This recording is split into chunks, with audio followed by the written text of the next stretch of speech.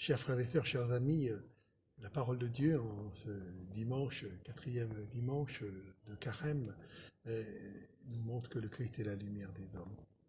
D'abord, et qu'il ne juge pas les gens sur l'apparence, mais sur la réalité. Il connaît le cœur de l'homme.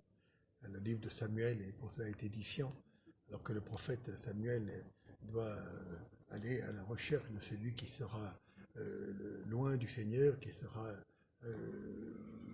béni par lui, qui recevra l'onction. Eh bien, on lui présente plusieurs et ce n'est jamais le bon. C'est le petit David, le rouquin, celui qui est avec le troupeau. C'est lui qui sera choisi, celui auquel on ne pensait pas. Oui, le Seigneur nous surprend parce que ses critères ne sont pas ceux des hommes. Et la lettre aux Éphésiens nous invite justement à être ces êtres de lumière, ces êtres qui sont capables d'un discernement, ces êtres qui sont capables d'apporter à leur entourage et bien justement l'espérance, l'amour, la foi.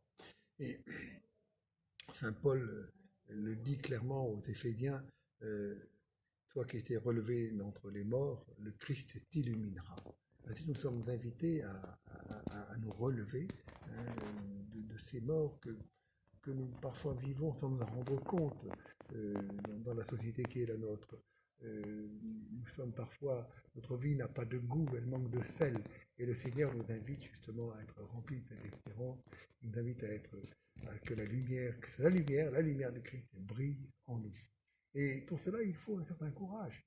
L'évangile de Saint Jean nous rapporte à la sortie du temple la guérison d'un aveugle par le Seigneur, et tout de suite, bien sûr, les pharisiens qui ne peuvent pas l'accepter, surtout un jour de sabbat, vont essayer de lui poser des questions pour le faire sans doute se contredire, mais il ne se contredit pas, il parle très simplement à dire oui, ben voilà, je ne voyais pas, puis maintenant je vois.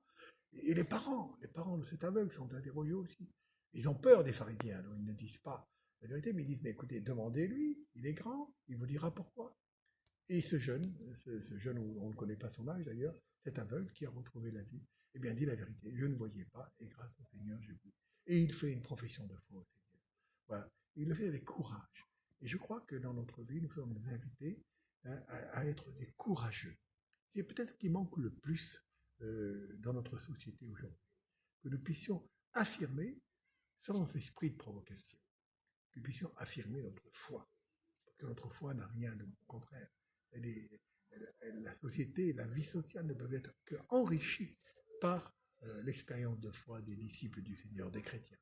Alors demandons au Seigneur cette grâce de vivre de sa lumière, d'être ces petits lumignons sans prétention, conscients de leurs péchés, mais aussi conscients de la beauté de leur baptême dans le monde d'aujourd'hui, pour éclairer un petit peu ce monde.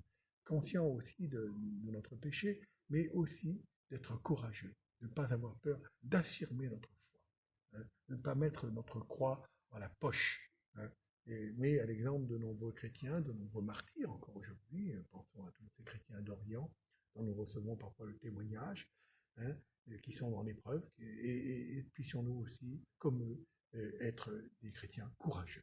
Demandons au Seigneur cette grâce d'illuminer notre vie par notre foi et de pouvoir dans ce monde être le levain dans la pâte.